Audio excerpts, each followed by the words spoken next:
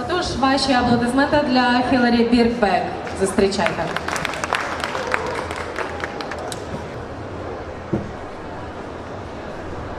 Good afternoon. I'm from England.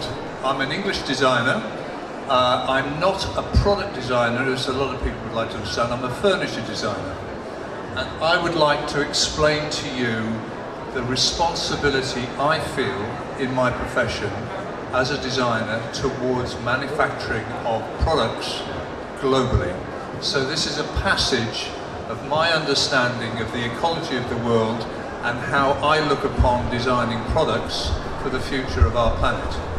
Добрый день, я из Англии, и я дизайнер, но я не продакт-дизайнер, я дизайнер мебели, и в своем выступлении я расскажу о том, какую ответственность я чувствую в процессе своей работы, в процессе производства мебели, относительно экологии и ее будущего, и будущего нашей планеты. The dilemma of the designer. We have to analyze things, we have to look at things, we have to question everything before we make a decision. Как дизайнеры мы должны анализировать все, думать и перед тем, как мы будем производить какую-то вещь. I was in the shower the other day, and because of the advance of e-commerce, my razor was blunt. Did I get out of the shower, go downstairs, press a button, order a new razor from Amazon, who are a large e-commerce provider?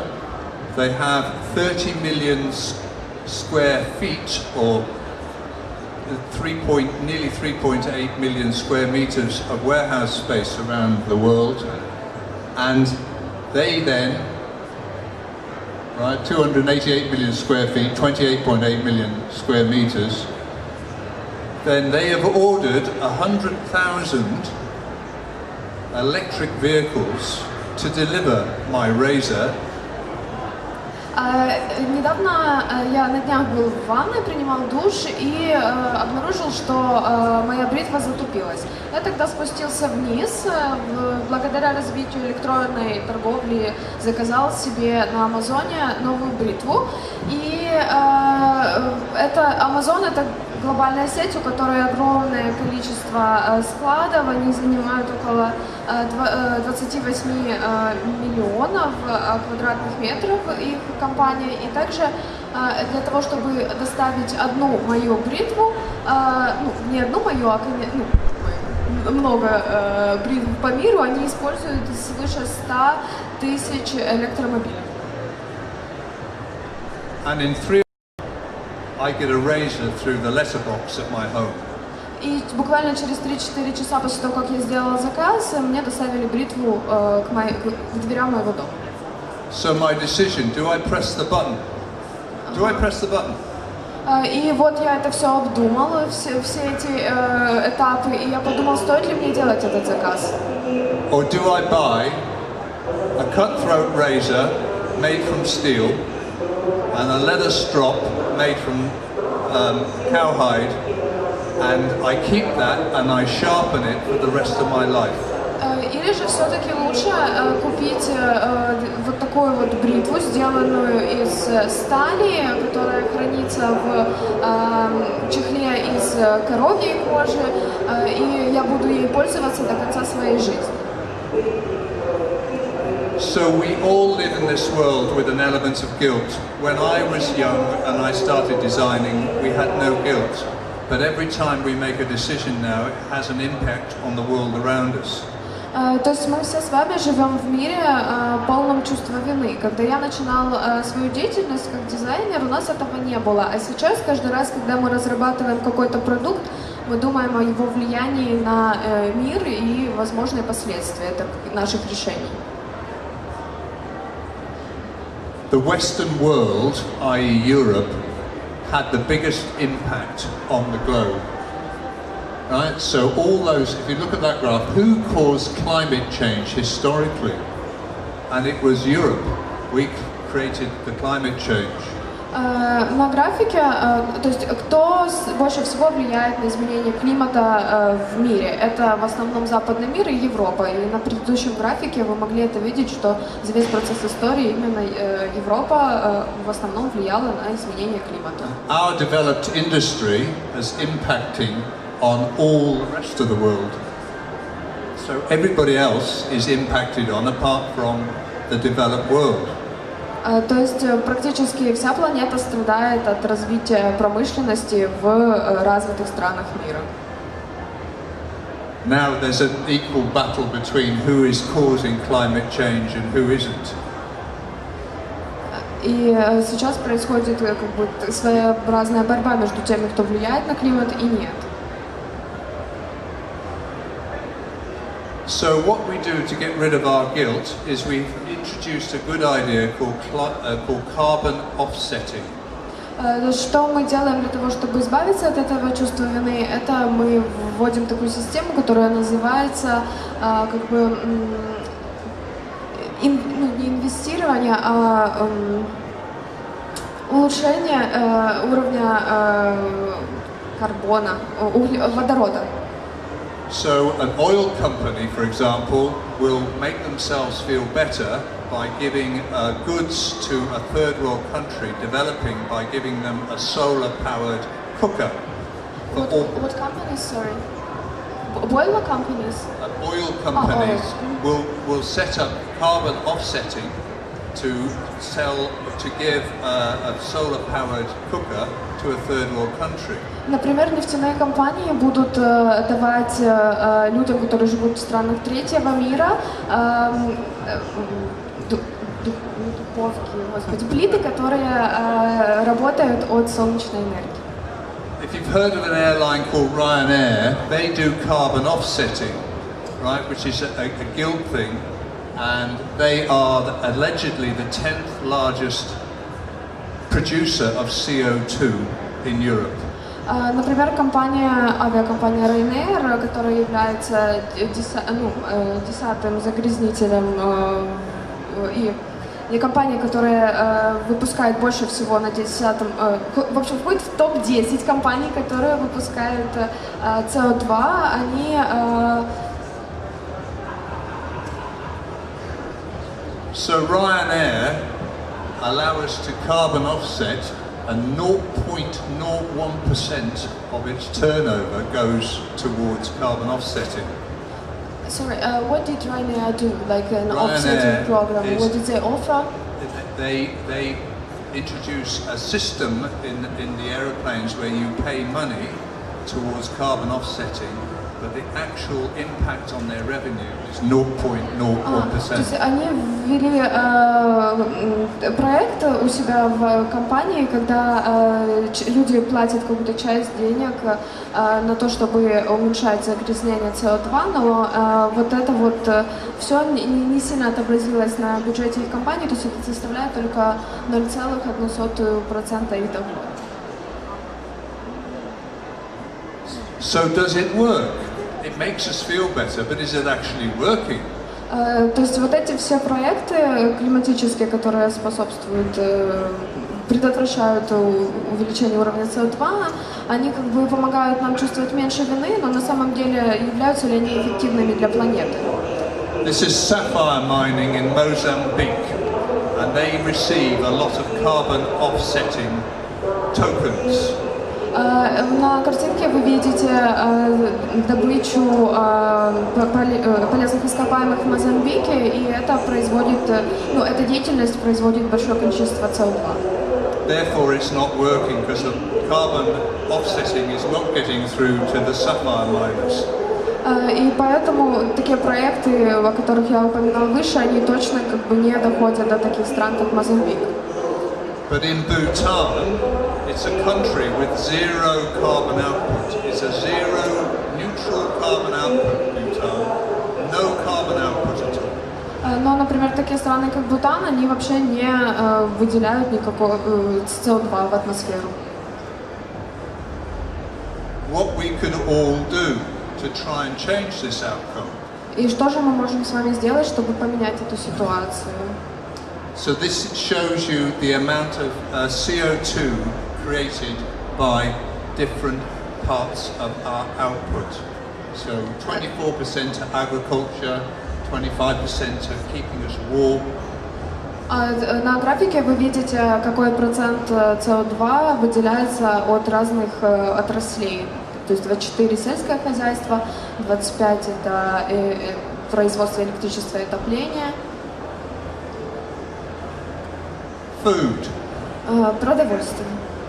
So with food, we eat a lot of meat, but it obviously, from what I've found, we have to become vegetarian. It is much more, it's just a better, more effective way of growing protein. So that group up there shows you how much energy is required to produce beef and how much energy is required to produce milk. На графике вы видите, сколько энергии нужно для производства мяса и молока, и мне кажется, что производство мясных продуктов не является сильно эффективным, и лучше нам стать вегетарианцами, потому что таким образом белок мы получаем более эффективно. We get more milk than we get beef for the effort put in. И мы получаем больше молока, чем мяса. Мы можем получить больше молока, чем мяса, с одинаковым количеством вложений в это. And on this particular output, you see that we get more soya beans per unit area of land than we do beef. И на этом графике вы можете увидеть, что с 1 гектара земли можно получить больше, например, сои, чем говядины, но имеется в виду как бы корма для животных. So 5 billion hectares of land in the world is used for making beef. 5 миллиардов гектаров земли используются для того в мире, чтобы производить говядину. So if we didn't eat meat, then we could use 80% of that land for a biodiverse. We could just grow trees and turn it back into biodiversity. И если бы мы отказались от мяса, мы бы могли использовать 80% вот этой площади, то есть 5 миллиардов гектаров, для того, чтобы создавать там какие-то новые биологические экосистемы. So we would only need 20% of the land we currently use to feed ourselves. И таким образом нам было бы нужно всего 20% земли, которую мы используем на данный момент, для того, чтобы прокормить население земли. Shelter. Дома. So we can use reclaimed products, and we can use low carbon output buildings now. So it is important. Сейчас мы можем использовать переработанные материалы, которые можно перерабатывать и которые выделяют низкое количество СО2, и строить из них наши дома. But the most effective way is to live in the ground. Но более эффективный способ — это жить на земле, жить в землянках. So we've got to become vegetarians and live in the ground. То есть лучше всего стать вегетарианцами и жить в земляночках. Transport. Транспорт. This just shows you the amount of carbon produced by an electric car versus a petrol car, which I think everybody knows. На этом графике, на этом слайде вы можете видеть количество СО2, которое выделяется от электрокаров и от бензиновых машин, но я думаю, что это, в принципе, известно вам всем. This shows how much energy it takes to move 1 meter. На этом графике вы можете увидеть, сколько энергии используется для того, чтобы проехать 1 метр. So therefore, it is more efficient to cycle than it is to walk. Поэтому более эффективно даже ездить на велосипеде, чем ходить пешком.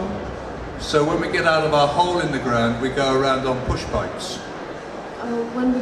We go around on cycles. Поэтому лучше ездить на велосипеде.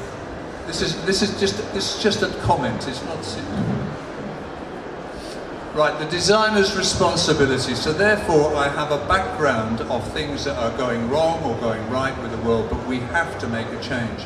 And as a designer, I have to try and influence my customers to make those changes.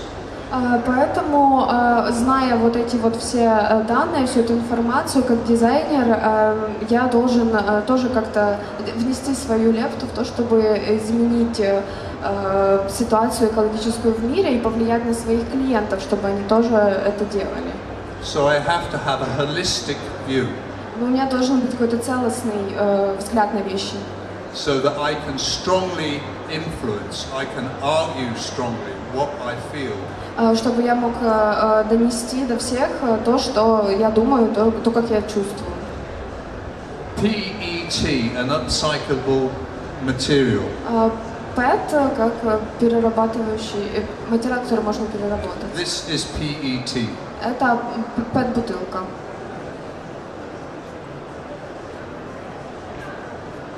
And there's an awful lot of bottles in the world. В мире есть огромное количество пластиковых бутылок.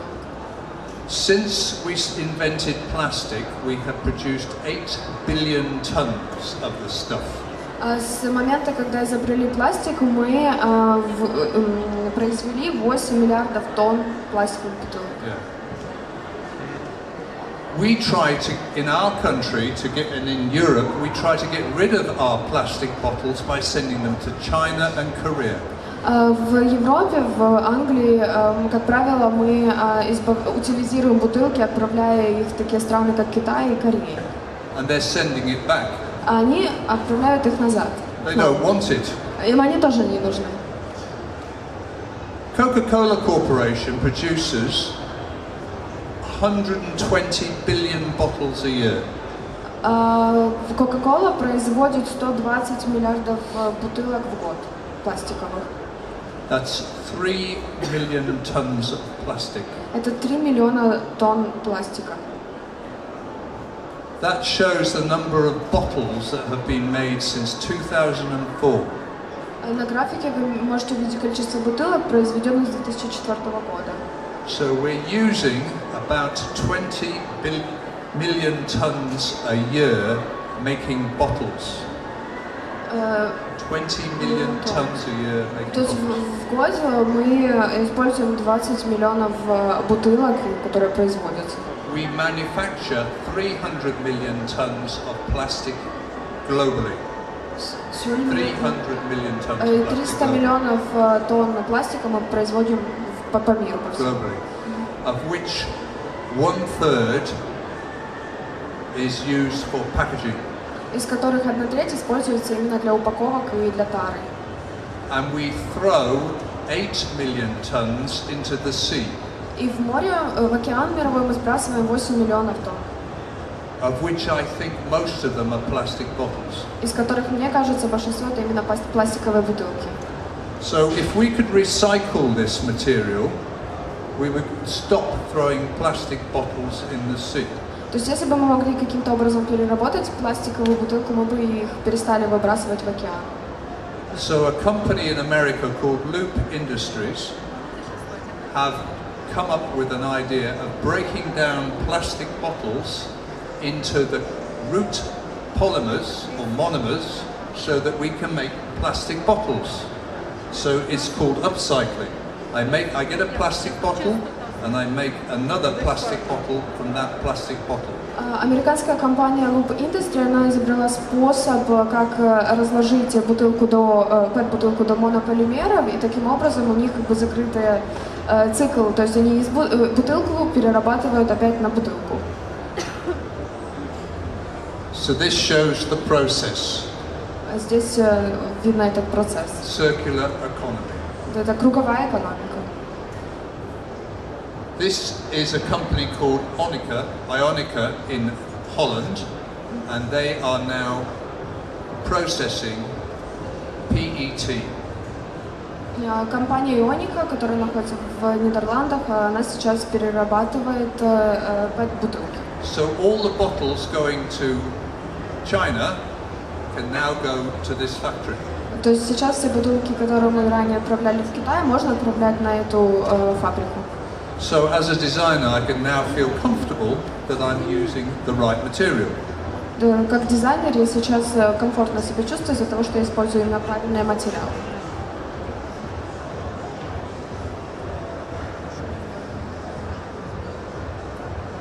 PET felt. Фетр сделанный из ПЭТ материала. You can buy it in a board, or you can buy it soft and you can press it.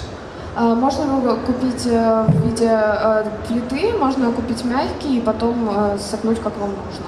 You can cut it up and make it into sound-absorbing screens for furniture. Его можно разрезать и сделать из него звукопоглощающие перегородки, элементы для мебели. You can press it and make it into shapes. Его можно сгинать и делать любую нужную вам форму. And 5 years ago, nobody was using it, but now many companies are starting to use the material. 5 лет назад этот материал мало кто использовал, но сейчас он становится все более популярным среди многих компаний. Now I'm going to show you some of my PET designs, just to show that I do what I say. И сейчас я покажу вам дизайны, которые я сделала с использованием PET-материала, чтобы подтвердить то, о чем я говорила ранее. So Novi Steel in Poland manufacture TP. Компания Новый стиль, которая находится в Польше, производит TP. TP. TP is like an Indian tent. Okay. Да.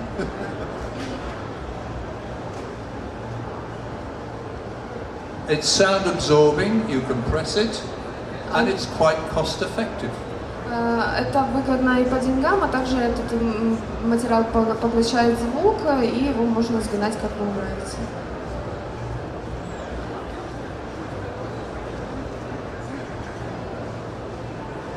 This is another product using the same material, PET, but I designed it so that you press the material once flat and you can bend it round corners. Это тоже другой еще продукт с использованием материала PET, но вы его надавливаете и потом сгинаете по углам. So it's not just the material, I have one tool to make the whole product range. То есть это не только материал, из которого можно сделать один или два продукта, но можно сделать целую линейку.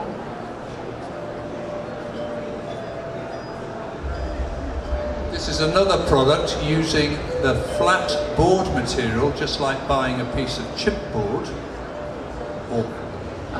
Еще один продукт, который я сделал из материала, который идет как плитой.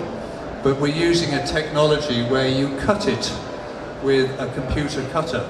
Но мы используем технологию, где мы с компьютерной нарезкой нарезаем этот материал. So from a production point of view, the product is no tooling and it uses technology to manufacture it. It's not a handmade thing, it is a technology-made thing. То есть с точки зрения производства это достаточно технологический продукт, который не делается вручную, а с использованием технологий компьютера. And the design of the product reflects my view and the view generally of working in offices, which is using enclosures to provide comfort and good quality working. И в этом продукте отображен мой взгляд на работу в офисе, когда ты создаешь замкнутое такое рабочее пространство, в котором в котором ты чувствуешь себя комфортно.